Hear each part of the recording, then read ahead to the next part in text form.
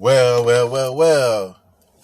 Good evening, everyone. How y'all doing this evening, this afternoon, morning, or night, wherever you are in the world? This is your one and only Facebook Minister Eric Robinson Jr. stepped on here today. Today is Thursday. You know what I like to do. Every time I come on here, you know I'm going to drop a little encouraging word for you. Let's have ourselves a heart-to-heart talk.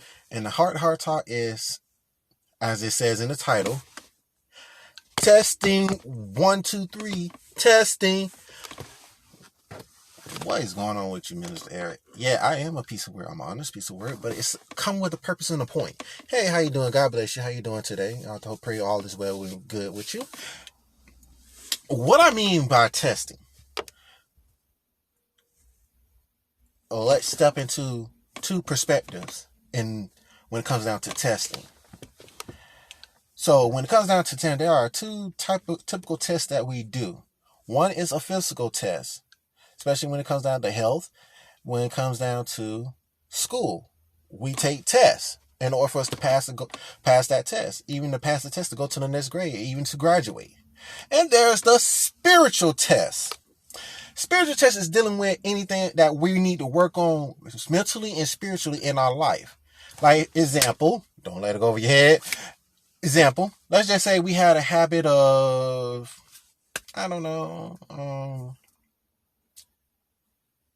stealing or fornicating.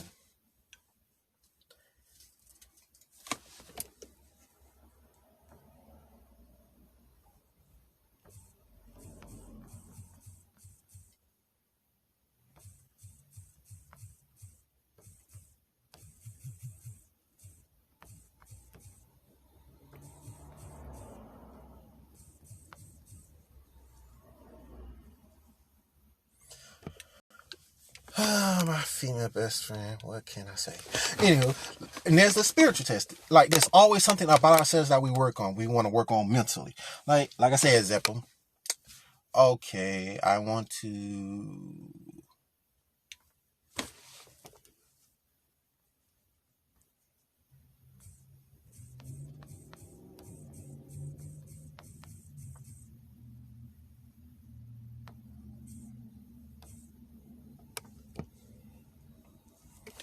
I want to work on being consistent. Because sometimes we can be inconsistent about some things in our lives. It's an example. Or maybe I want to cut down on being sexual with somebody that I don't have no intentions of being committed to for the rest of my life, or just committed to in general. That's just say it's various things you have to work on yourself mentally in order for you to, hey, blessings, hey, Crystal, how you doing?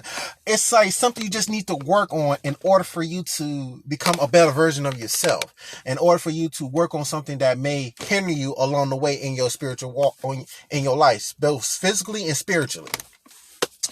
Well, I got two sets of scriptures to go with this topic. And they both in the same book, so we don't really have to go far. The first scripture is coming from James chapter 1, verse 2 through 4. And James chapter 1, verse 12. But I'm going to read James chapter 1, verse 2 through 4, just to help us along. James chapter 1, verse 2 through 4. My brethren, count it all joy when ye fall into diverse temptation, knowing this, that the trying of your faith worketh patience. But let patience have her perfect work, that ye may be perfect and entire, wanting nothing. That's King James Version. Let me give you the English Standard Version just to help people out, because you know when nobody don't want to hear the these and the thous. I'm gonna give you the English Standard Version to help y'all understand it more better. All right. The English Standard Version of the scripture is, counting all joy, my brothers, when you meet trials of various kinds, for you know that the testing of your faith produces steadfastness, and let steadfastness have its full effect, that you may be perfect and complete and lack nothing. And then I'm going to go back to the King James Version because I need to read verse 12. Blessed is the man that endureth temptation, for when he is tried, he shall receive the crown of life, which the Lord hath promised to them that love him. Sit here for a brief, because eventually I know I'm going to be going and go get my hair cut soon. So, that just... Yeah, I hear you. So what's that saying, Minister? Talk to me. What is that telling us? It's talking to us, and it's telling us that the fact that there's a reason why we go through the tests. We go through the trials and tribulations. Let me rock them for a few more. We go through tests. We go through trials for a reason. Because like I said, most of the time, there's two types of tests that we take in our lifetime. There's physical tests for us to get a better job, pass school, go to the next grade level. And there's the spiritual test, which involves being tested in various things in our lives that we need to work on in order for us to be perfect in God's image. So what I mean is, though there's a difference between the two tests. One test, you pretty much, you fail or you pass. Okay, you fail, you pass, you can't get the job. Oh, you can't go to the next grade. Now, even though you get a chance to retake it. But spiritually, it's an ongoing test that we always have something to work on. And even if we fail it, guess what happens? We take it until we pass it.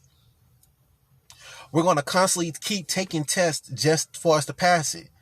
A lot of times God will throw a wrench into something just to see if all that studying and all that practicing that we've been doing is going to really work out. Has you learned the lesson? Let's apply what you have learned from your previous test that we took. So remember, what we go through is always a test. Remember that everything that we go through is always a test. No ifs, ands, or buts about it. We're always going to be taking some type of test. The only test that we should never have to actually take just to prove ourselves to anybody is, what's the test? We shouldn't be allowing people to play games and run games on us for us to see if we're going to pass. Try to deliberately, intentionally test us just to see if we're going to pass a silly test. But let me clarify some things. In the word, it does says test the spirit by the spirit. You're like, okay, minister, you just told somebody not to take no tests, not to give nobody no tests. When it comes down to it, it's the spiritual aspect of the test. Meaning, if I believe that what you're teaching, what you're preaching out of, guess what? And if I sense that there's pretty much kind of no Bible scripture to go with it, or it's not making no type of sense, you're just preaching out of the air, test the spirit by the spirit. Everybody's not going to be perfect, but at least they shows that, at least they're putting the effort. At least they want to become a better. At least they want to have a relationship with God. At least they want to show they have the real intentions on having a good friendship or relationship or even marriage with you. That's the real good thing. But at the same time, just remember, it's often God will be able to give it a test. Because, some people, when you sit there and test them, it's going to get to a point they won't even want to forgive you for you sitting up there testing them. They'll want to cuss you out the whole 9 yards.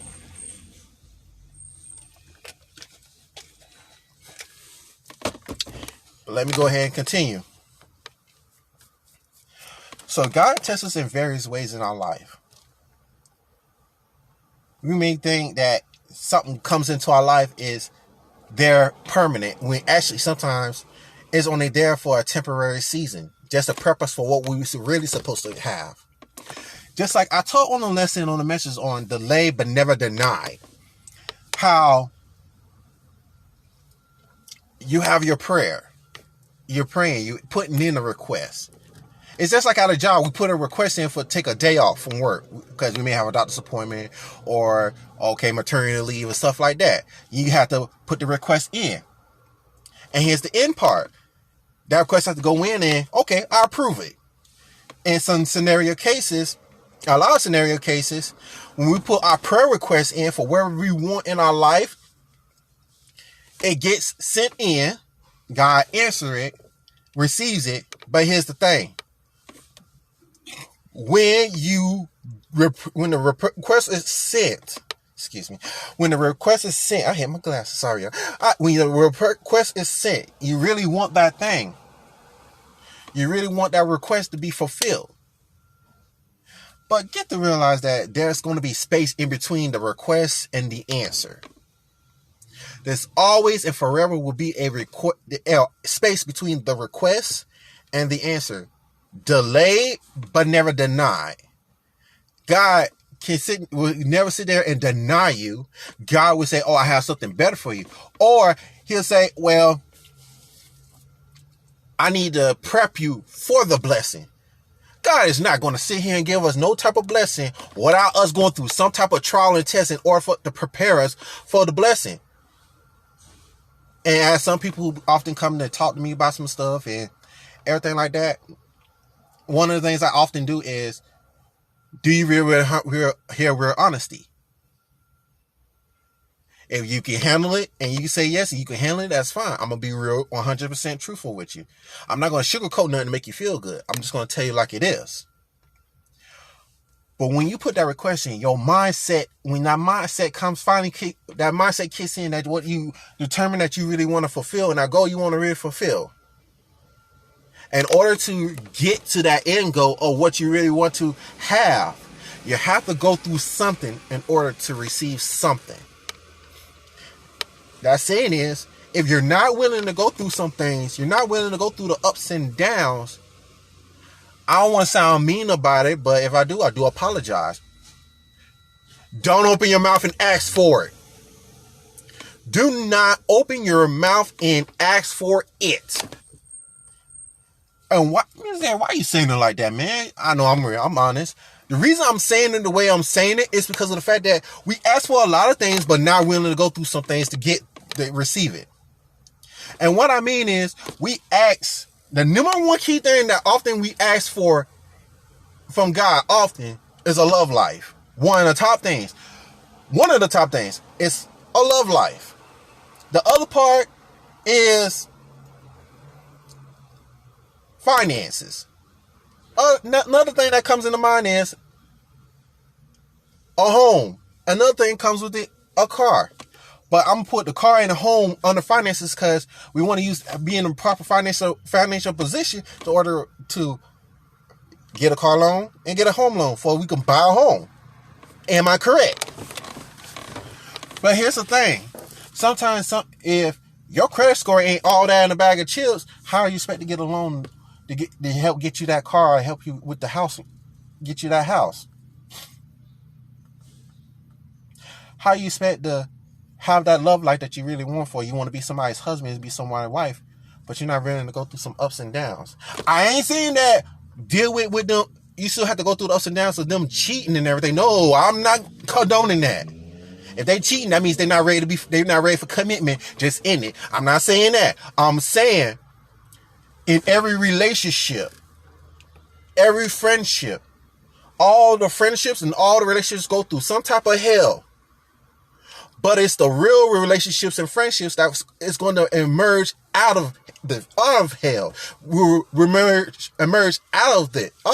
Because we all going to go through some type of things in a relationship. We're going to go through some things in some friendships. And we're going to go through some things in marriage. If you say you want to be somebody's husband or be somebody's wife, if you can't handle these situations now, just in the relationship, friendship phase, imagine how it's going to be down in the marriage. As soon as a problem comes up, you're ready to divorce.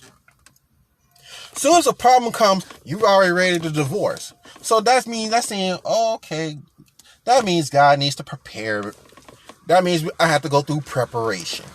A lot of people don't want to go through no preparation. Nobody don't want to go through no type of hell to get to their blessing. Nobody don't want to go through nothing. They want the reward and have to go through nothing for it. They rather take the quick, easy way out than actually have to put the work in for it.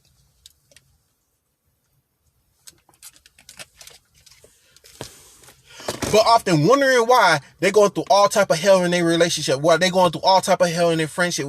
They're going through all type of hell in their marriage.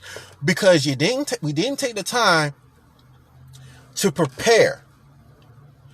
That's why often I look at some things, even in relationship, friendships, and marriages. I won't say marriage, but friendships and relationships as a tree. There are people who's there temporarily. They're there for a seasonal. And then eventually you're going to find that person that's part of the roots. Look at it as a tree. How Tyler Perry put it. Look at it as a tree. The roots are there for the long run unless you uproot them. The branches are seasonal things. That means people are there for typical reasons. They're only there for a season. Then, of course, there goes the leaves, which is really there for temporary. Meaning they're there for a brief time for the shade. But then, guess what? When the season change, the leaves go bye-bye. When they change from a particular season, the leaves go bye-bye. They blown away off the tree. So you really don't have no shade. So what I'm saying is the fact that often we have to be willing to go through some things in order to get to that point that we really need to be at.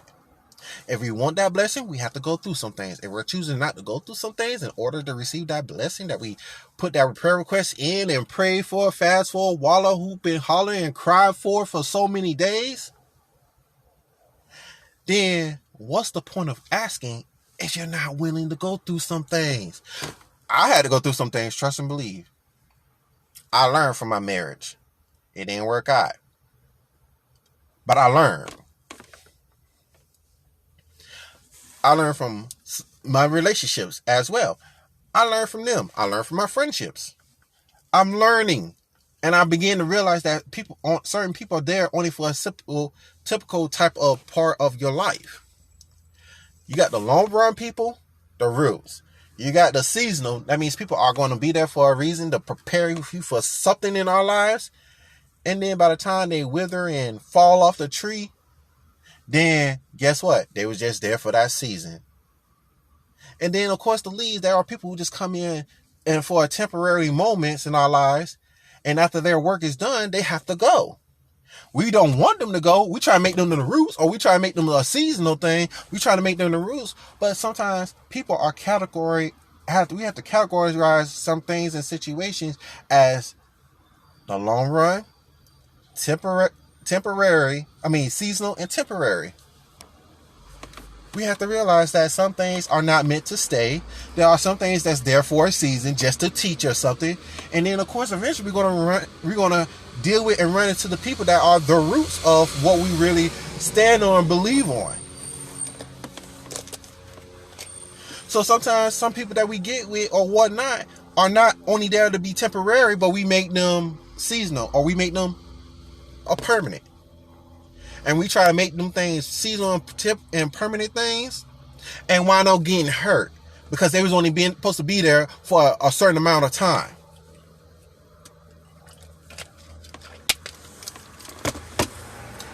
That's that middle part of the request and the answer.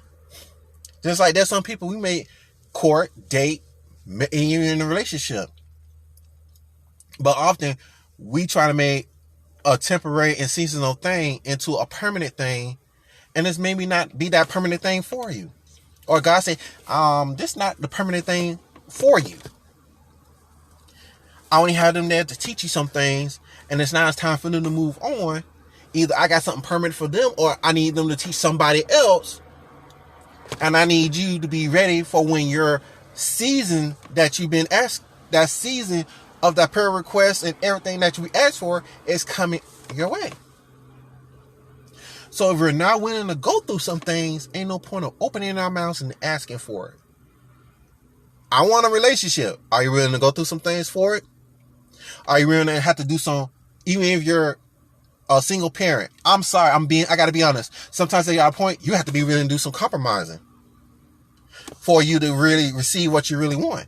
You have to be willing to do some compromising. Sorry, but it's the truth. You can't always expect somebody else to do more compromising than you. The only part I understand is the family and the kids. You don't want to bring somebody in too early for the kids and then the family meet, and then if it don't work out. But there's always have to be some compromising here and there. And then we have to also keep in mind that There are going to be things that you are going to click on, you're going to agree on. And there's some things you're not really going to click on and agree on. That's part of it. We are going to have things that come in. We're not going to have things come in. We are going to have agree to disagree moments. But can we actually sit down and come to a solution or agreement that we both can understand and both be able to handle? That will determine, most of the time, if you two could come together and be able to talk things out, work things out. It's not going to be my way or the highway. It should never be my way or the highway with nobody, not with a male or the female. It should never be my way or the highway. Even in the marriage, I could sit here and say, no matter what, you always have to get the opinion of your significant other before making a decision. But at the end of the day, guess who has the final say so? The husband. So realize when we say we want marriage, you have to realize that guess what? Your opinion has to be stated and your husband have to listen to your opinion, ladies. They have to listen, but they can't make no decision without talking to you about it because you're no longer two people. You're one. Because the word says that a man leaves his mother and father and cleaves unto his wife, and the two flesh become one. That means you're no longer in no relationship. You no longer can make no decisions on your own. You can no longer do nothing without saying a syllable to your spouse.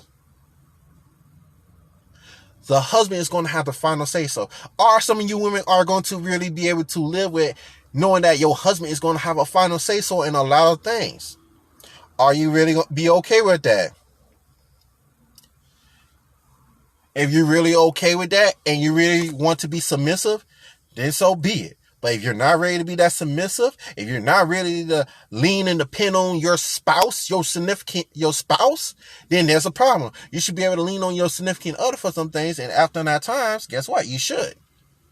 But at the same time, at the end of the day, when the words of I do come in, excuse me, you can't do this by yourself no more. You can't sit here and do that no more. Because guess what? You have to be willing to be open. You have to be having to have them talks with your spouse. And if you don't have them talks with your spouse and they run bloodshot and thinking that it's Gucci and okay to make decisions, then technically, I'm going to be honest, that's disrespecting you. If a man does not respect his opinions of his significant other or spouse, ain't no point. Well, if he won't even respect the opinions of his significant other, then ain't no point of saying I do to them. Because that's straight running you over and disrespecting you and thinking it's going to be a my way or the highway. Because often people bend and twist the word of God to make it fit them. If the word, you should never add nor change. Now add or subtract from the word. What it says, it says. Or like what my evangelist Thomas like to say, if God said it, that settles it. No ifs, ands, or buts about it. Because in the day, you can't really argue with God. You can't argue with Yahweh, which is still God. God has multiple names. So you cannot argue with God because you're going to automatically lose the debate. And ladies, I'm going to give you this. You may get mad and upset with me, but it's God's honest truth. If you don't agree with something, especially if you're married, if you don't agree with something, or in a relationship, if you don't agree with something, you better have some facts and some facts to back up what you're saying. Because if you don't, it's not going to hold up in agree or disagree moments. It is not going to hold on. I'm telling you the truth. It's never going to hold up because you have no facts to go behind what you're talking about. You just talking and expecting somebody to run with everything that needs to be said. It's not going to always work. If you don't have facts to back up what you're talking about, ain't no point of trying to debate. Because a man is not going to hear it. Especially, it's the fact that, in the day, if no facts don't back up what you're talking about, I'm not hearing it. They don't want to hear it. And I'm being honest. Because there's a difference in how people think. People think logic because there have to be logic and facts for it. And there's the emotional thinking. That means you respond based off of emotion. And there's people who respond based upon facts and logic. That means when it comes down to logic, it's critical thinking. If you're only responding off of something based upon your emotions, then what that tells you. Now then,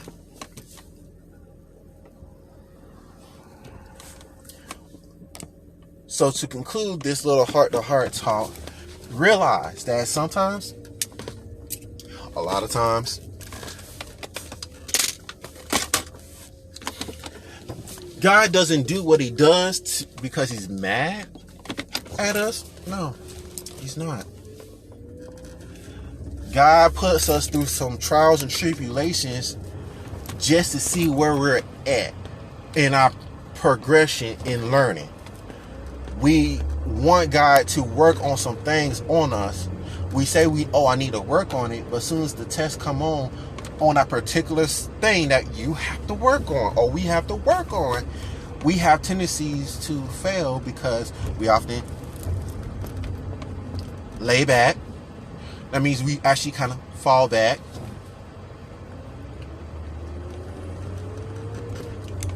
And that does happen. We do fall short.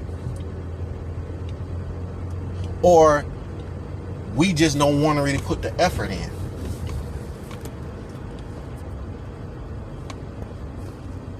So know it comes with a lot of things that in life. Just know through a request and an answer, there's always in between. There's always going to be things in between. And you can't expect to be given something because you ask for it all the time. I'm going to say that again. You cannot expect something to be given to you just because you ask for it. You can't ask something for something big and not be prepared, or, excuse me, God help me, righteous. You cannot ask for something that you have not been prepared for, both physically and mentally and financially. You can't ask for it. Don't ask for it. I'm not trying to discourage nobody from their dreams. I'm not. I'm just being truthful, and I'm handing you honesty and facts. If you're not in the position for it, or you're not mentally, spiritually, and physically prepared for what comes with what you're asking for, don't ask for it yet. Say, well, let me prepare myself a little more, or I'm gonna ask for it. But at the same time, I need to prepare for it, and I have to deal with what comes with it. If I'm willing to deal with what comes with it, then go for it. If you're not ready to deal with what comes with it, shut your mouth and don't ask for it. It's not be mean, it's honest. Love you, but I still have to be honest. Because people ask for stuff they're not themselves are not willing to go through some things, or they're not flat out ready for it. So keep that in mind as you continue to grow, as you continue to become a better version of yourself, and to a point of you realizing that there are some people that's not meant to be in your corner in the first place. Because some people are there for a season or temporarily. Some people don't even need to be in your corner, because if you're going through more hell than anything, then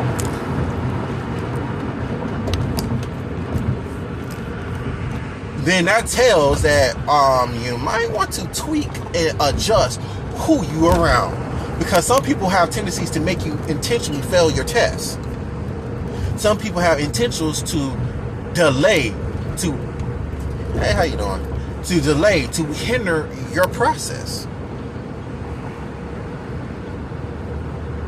So always pay attention to who you have in your, even your significant other or even your spouse could be the things that hinder you from your own blessing, and you won't even know it because you so deeply in love, or you too in love with them. But sometimes they can be the ones that's hindering you from your own blessing.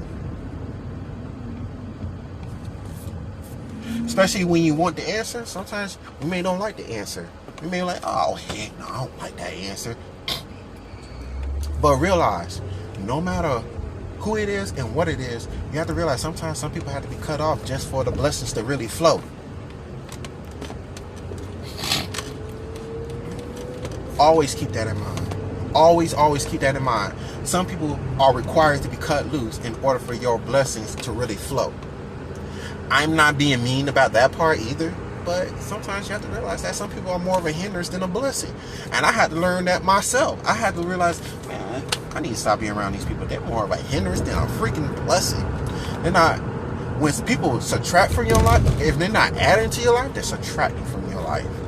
If they're not adding on or bringing something to the table to help the blessings flow between y'all, then you need to cut that off, because you seem like you need to take yourself, and that's just like the saying goes, I might as well take my ball and go home, because of the fact that you don't want to play. You don't want to fight for this. And that's truth be told. This is your one and only Facebook minister, Minister Eric Robinson Jr. I'm always going to be 1K with you. That means I'm keeping 1,000. I may come out like I'm being mean, but it's not for me to be mean. I'm just staying fast in the experiences that I've been through in my 34 years on earth. So I am giving the experience, and I've been there, done it nearly. The only things I've never did is become a father. I became a father figure and a stepfather, but not a real father.